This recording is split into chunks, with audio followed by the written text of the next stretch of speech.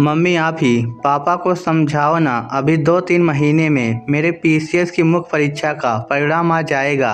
मुझे पूरी उम्मीद है कि मेरा चयन साक्षात्कार के लिए हो जाएगा।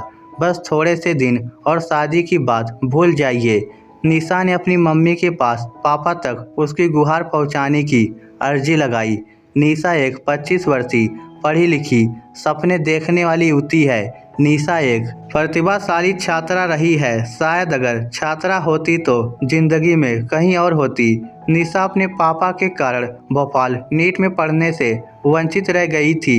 निशा ने प्रवेश परीक्षा पास कर ली थी। काउंसलिंग के लिए फॉर्म भरकर पापा को दिया था और पापा ने उसकी वरीयता बदल दी। निशा को मन मारकर अपने अजमेर शहर के विमेन इंजीनियरिंग कॉलेज में प्रवेश लेना पड़ा था। निशा का कैंपस सिलेक्शन भी हो गया था, लेकिन पापा ने घर से बाहर भेजने से इनकार कर दिया। निशा ने फिर सिविल सर्विसेज की तैयारी का निर्णय लिया। पापा ने सोचकर अनुमति दे दी कि सिविल सर्विसेज की तैयारी घर पर ही रहकर कर लेगी।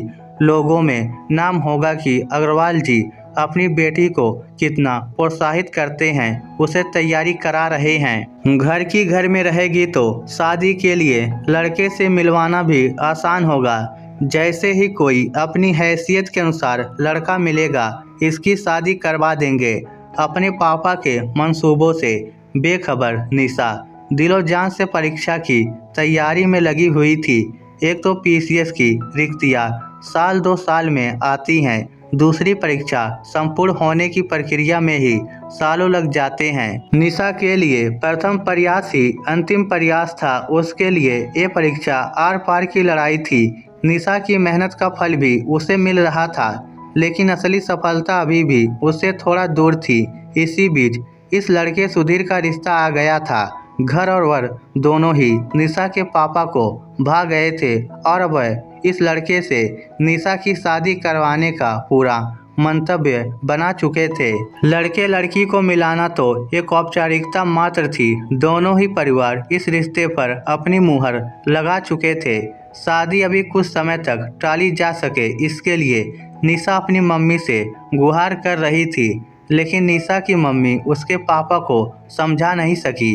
पीसीएस के परिणाम कब तक आएंगे, इसका कोई भरोसा नहीं होता। इतना अच्छा रिश्ता फिर नहीं मिलेगा। लड़का और खानदान दोनों ही बढ़िया हैं। अगर निशा का चयन साक्षात्कार के लिए भी हो जाता है तो शादी के बाद साक्षात्कार दे लेगी।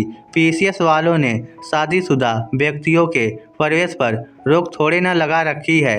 अग्रवाल जी, निशा के पापा ने कहा, पीसीएस वाले ने तो नहीं लगा रखी है, लेकिन अगर उसके ससुराल वालों ने लगा दी तो। निशा की मम्मी ने अपनी चिंता व्यक्त की। ऐसे लोग नहीं हैं। उनकी खुद की बेटी किसी बड़े कॉलेज से इंजीनियरिंग कर रही है। लड़का भी अच्छा पढ़ा लिखा है।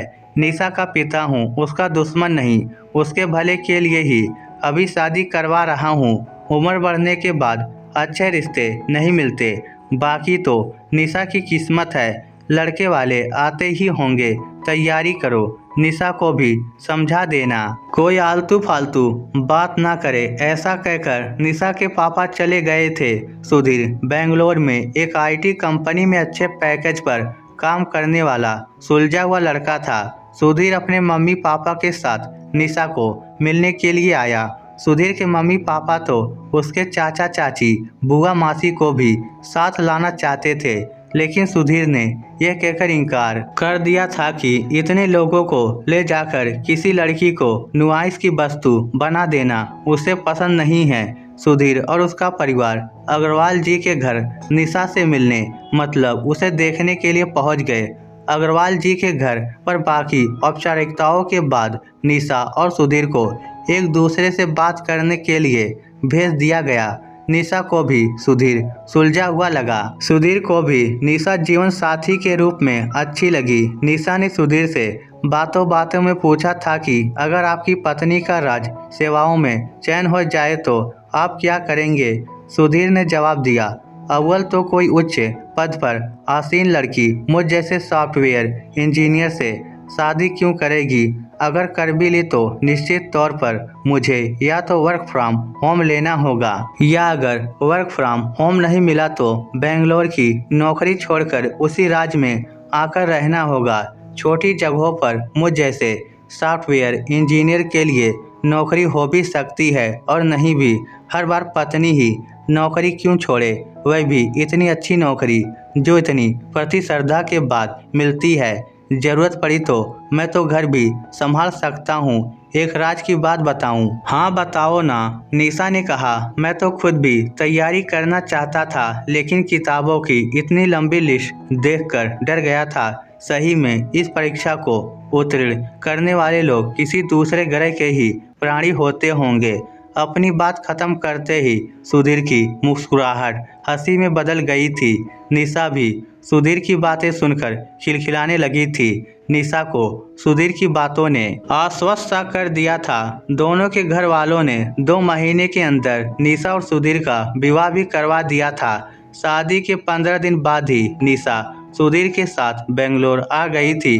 बेंगलोर आए निशा और सुधीर को 15 दिन हुए थे कि निशा का पीसीएस का परिणाम आ गया। निशा का इंटरव्यू कॉल हो गया था। खुशी के मारे निशा के पांव जमीन पर नहीं पड़ रहे थे। उसने सुधीर को अपने परिणाम के बारे में बताया। सुधीर को आश्चर्य के साथ खुशी भी हुई। उसने कहा, तुम तो बड़ी छुपी रुस्तम निकली, लेकिन अभी मेरे मम्मी पापा को अपने रिजल्ट के बारे में मत बताना। निशा ने पूछा, क्यों? उन्हें बताना जरूरी है। उन्हें भी तो अपनी बहू की उपलब्धि जानकर खुशी होगी। सुधीर ने समझाते हुए कहा, जब तुम अंतिम रूप से चयनित हो जाओ तब बताएंगे, नहीं तो अभी से सब तुमसे उम्मीदें लगा लेंगे। उम्मीदें टूटे तो बहुत बुरा लगता है ना? निशा ने कहा, कह तो ठीक रहे हो। सुधीर ने निशा को तो अपनी बातों से बहला लिया था। अभी किसी भी प्रकार का तनाव निशा के इंटरव्यू की तैयारी में बाधा डाल सकता था। सुधीर जानता था कि उसके मम्मी पापा चाहे प्रगतिशील होने की लाख दुहाई दे, लेकिन अभी भी उन्हें यह मान नहीं होता कि बहू की नौकरी के लिए बेटा नौकरी छोड़े या वर्क फ्रॉम होम करे। उनके अनुसार तो वर्क फ्रॉम होम का मतलब हाउस हस्बैंड बनना था। बेटा घर पर रहकर घर की देख रेख करे या बहू बाहर जाकर काम करे, यह तो उन्हें कतई स्वीकार नहीं था। यह तो धारा के विपरीत दिशा में मोड़ने की बात थी। उनका नजरिया भी तो उनके परिवेश, समाज और कंडीशन के आधार पर बना था। अगर अभी उन्हें निशा के चयन के बारे में पता चले तो शायद वह उसको इंटरव्यू ही न देने दे।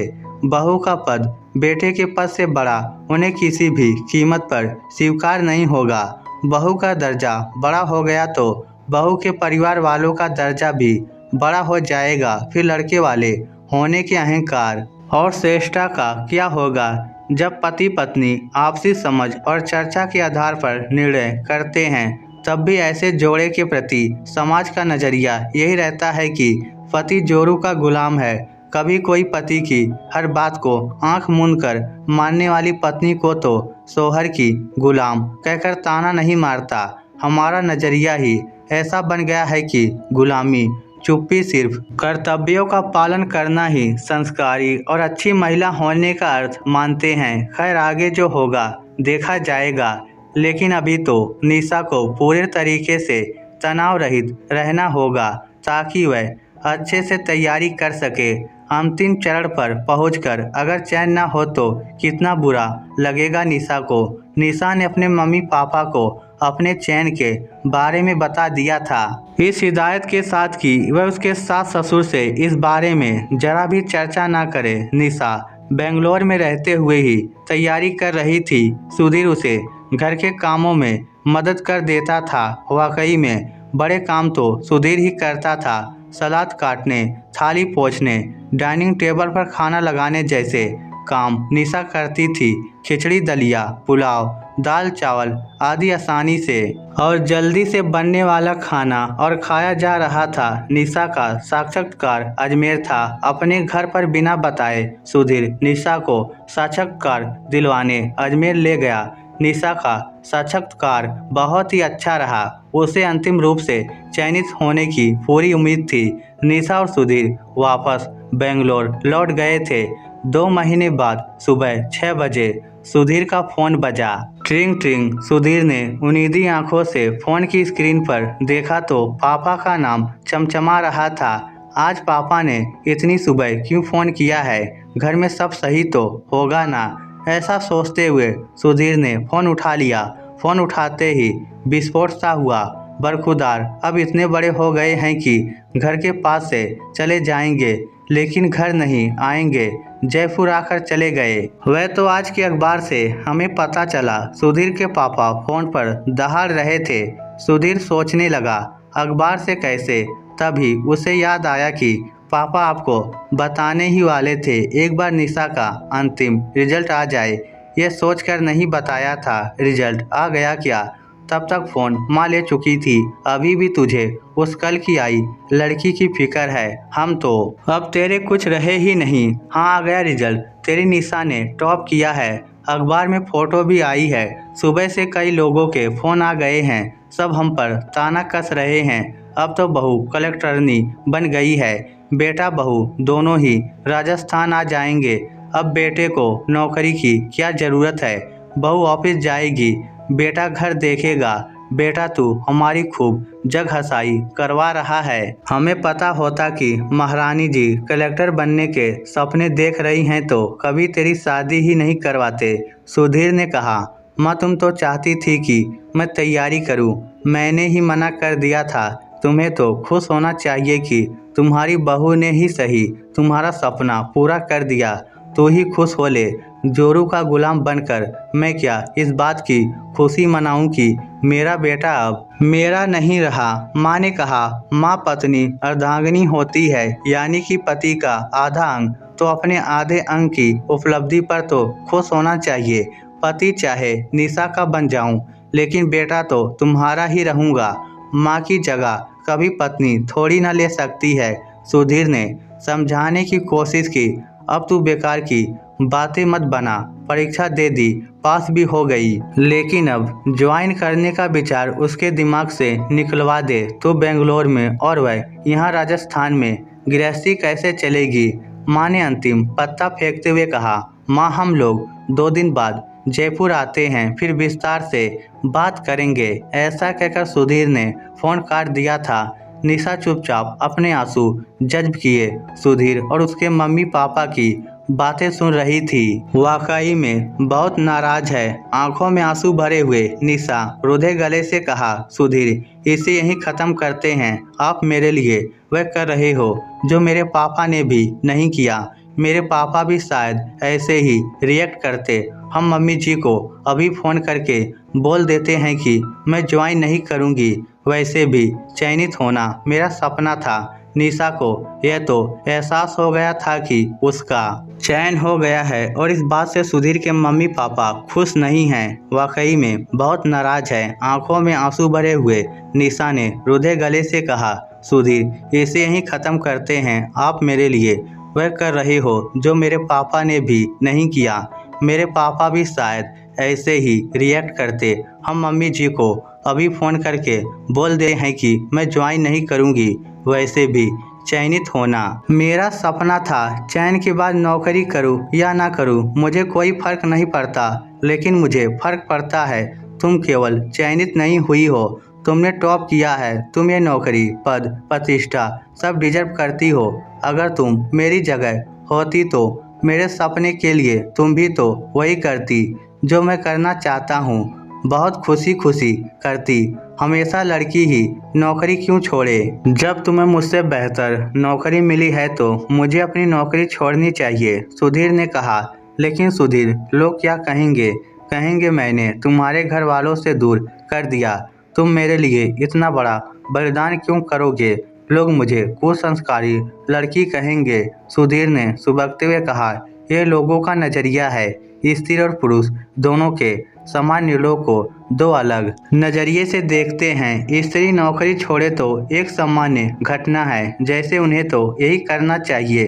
अगर उसी वजह से पुरुष छोड़े तो एक असामान्य घटना बन जाती है।